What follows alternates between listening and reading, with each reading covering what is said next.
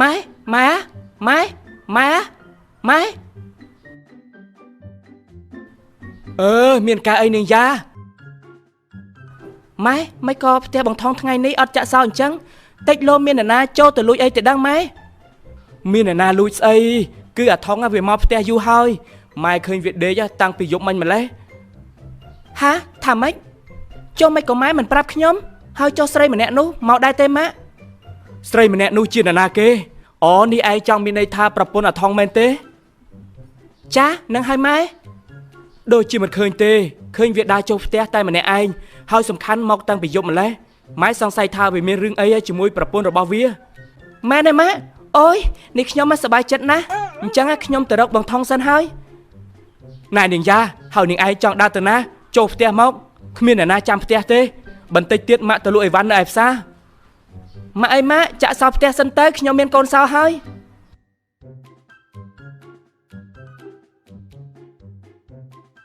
យីមីកូននេះអស់កែហើយវើយ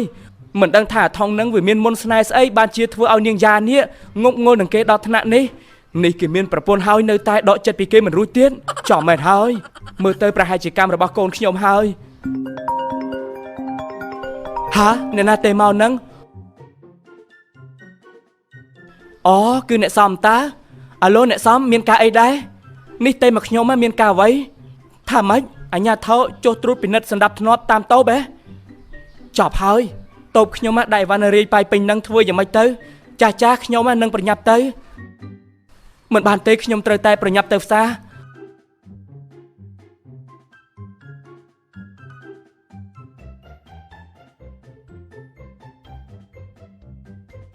ដល់ហើយឯងឆាប់ចុះទៅយូរ៉ាហើយប៉ាមិនចូលជាមួយខ្ញុំទេប៉ាមិនចូលទេរឿងប្តីប្រពន្ធរបស់ឯងដោះស្រាយខ្លួនឯងចោះប៉ាមិនអាចជួយអ្វីបានឡើយអូខេអញ្ចឹងខ្ញុំចុះទៅម្នាក់ឯងក៏បានដែរអញ្ចឹងខ្ញុំទៅឲ្យប៉ាឈប់សិនមានការអ្វីមែនប៉ាត្រូវចាំណាយើងសល់ពេលតែមួយអាទិត្យទៀតទេកុំឲ្យអូសបន្លាយពេលវេលាទៀតអីកូនត្រូវធ្វើយ៉ាងណាលួងគេបញ្ចុះបញ្ចូលគេឲ្យគេដាក់ឈ្មោះកូនចូលទៅក្នុងប្លង់ដីរបស់គេដឹងទេចាស់ប៉ាកូនដឹងហើយល្អណាស់អញ្ចឹងកូនចូលទៅចោះប៉ាទៅវិញហើយ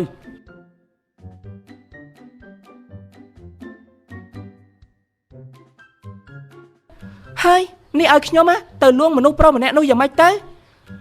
ហានេះនាងមកធ្វើអីគឺយើងមកចាត់ការសហាយស្មន់ពីរនាក់ឯងនឹងហើយអូយស្រីចង្រៃនាងឯងហ៊ានបោកសក់យើងផងអូយបានហើយអ្នកទាំងពីរធ្វើស្អីនឹងម្ដងនេះយើងមិនឲ្យឯងឈ្នះយើងទៀតទេងាប់ទៅអូយហាលោកថងអ្នកទាំងពីរឈប់ឆ្លោះគ្នាទៅប៉ុណ្ណឹងបានហើយបងថង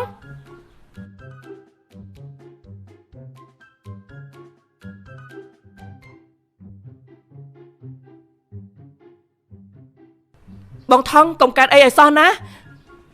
យើងមិនលើកលែងឲ្យឯងទេចាំមើលទៅស្អីគេមានមុខមកថាយើងទៀត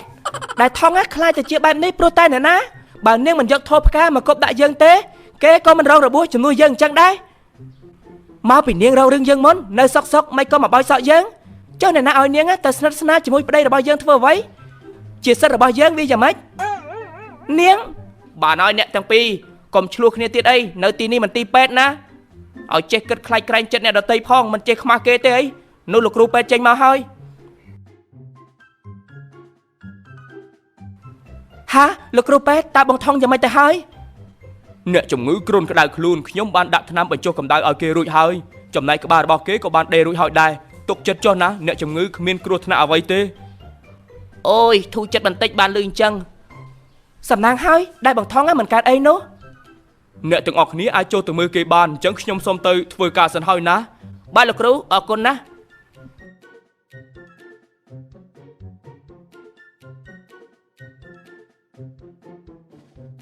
បងថងនេះយ៉ាងម៉េចទៅហើយបងមិនអីទេគ្រាន់តែដេកអស់14ធ្នេតែប៉ុណ្ណោះហា14ធ្នេស្លាប់ហើយមិនក៏ដេកច្រើនម្លេះបងឈឺដែរទេបងថងខ្លាចទៅជាបែបនេះគឺដោយសារតែនាងនេះក៏មកទោសខ្ញុំណាថោផ្កានោះក្រែងនាងជាអ្នកកុំតានៅមានមុខមកនិយាយស្ដីឲ្យខ្ញុំទៀតគឺមកពីនាង សុកមកបោចសក់យើងធ្វើអីគឺមកពីនាងធ្វើរឿងមិនគប្បីជាមួយប្តីរបស់យើងកើតស្អីហ្នឹងមិនក៏សុកមកធ្វើជាផ្អែមល្ហែមដាក់បងថងអញ្ចឹងនាងឯងមានល្បិចអីនិយាយមកបងថងកុំជឿនាងឲ្យសោះណាតាមពិតគេគ្រាន់តែចង់ឈ្នះខ្ញុំទេគេមិនបានប្រច័ណ្ឌបងឡើយ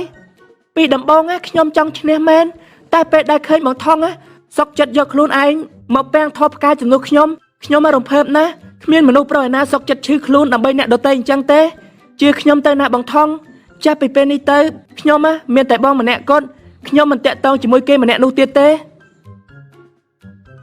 តាក់ទងអ្នកណានេះនាងនិយាយពីស្អីបងថងកុំស្ដាប់វានិយាយសុទ្ធតែជារឿងកុហកទេបានហើយយ៉ាពួកយើងចេញទៅក្រៅទៅទុកឲ្យប្តីប្រពន្ធរបស់គេនិយាយគ្នាទៅ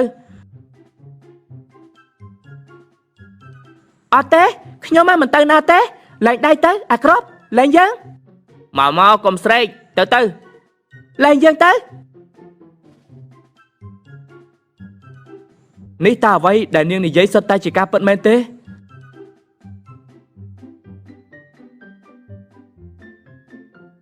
ឲ្យខ្ញុំសុំទោសផងណាដោយសារខ្ញុំទៅលោកត្រូវឈឺខ្លួនបែបនេះ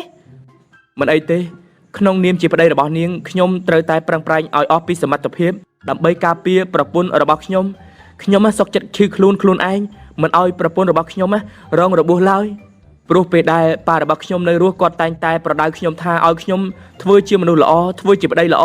និងជាប៉ាល្អសម្រាប់កូនកុំឲ្យពួកគេឈឺចាប់ដោយសារតែខ្ញុំដូចនេះបើសិនជាខ្ញុំនៅមានដង្ហើមខ្ញុំមិនឲ្យអ្នកណាធ្វើបាបប្រពន្ធខ្ញុំឡើយមិនក៏ពាក្យសម្ដីរបស់គេធ្វើឲ្យខ្ញុំនេះមានអារម្មណ៍កក់ក្ដៅខ្លាំងម្ល៉េះអូយប្រាប់ហើយឲ្យលែងយើងមិនក៏នៅមិនស្ដាប់ទៀតចេញទៅមិនក៏ឯងទាញយើងចេញទៀតយ៉ាអូនល្មមកាត់ចិត្តហើយណាដឹងខ្លួនឡើងថងមិនមែននៅ single ដូចពេលមុនទេឥឡូវនេះគេមានប្រពន្ធហើយណាទោះជាប្រពន្ធរបស់គាត់មិនស្រឡាញ់គាត់តែយ៉ាងណានៅយូរទៅប្រកាសជាមានមនោសញ្ចេតនាហើយឈប់ភ្លាមទៅឈប់និយាយអូនយ៉ាឈប់កុហកខ្លួនឯងទៅអូនមិនឃើញបងថងស្រឡាញ់អ្នកនាងយូរ៉ាប៉ុណ្ណាទេអីដល់ថ្នាក់ព្រមឈឺខ្លួនដោយសារតែនាងបានហើយឈប់ទៅខ្ញុំសុំអង្វរមិនចង់ស្ដាប់ទេយ៉ាតើពេលណាអូនភ្ញាក់ខ្លួនទៅនេះ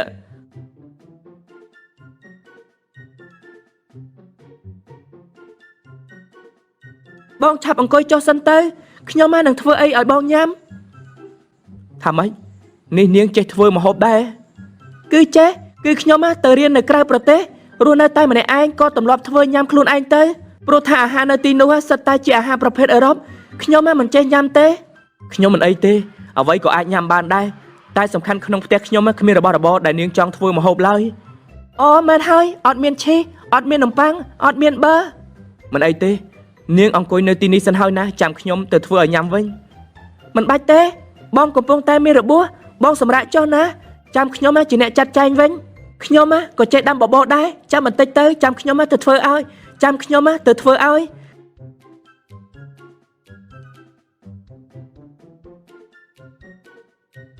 តើអ្វីដែលនាងនិយាយគឺចេញពីចិត្តមែនទេ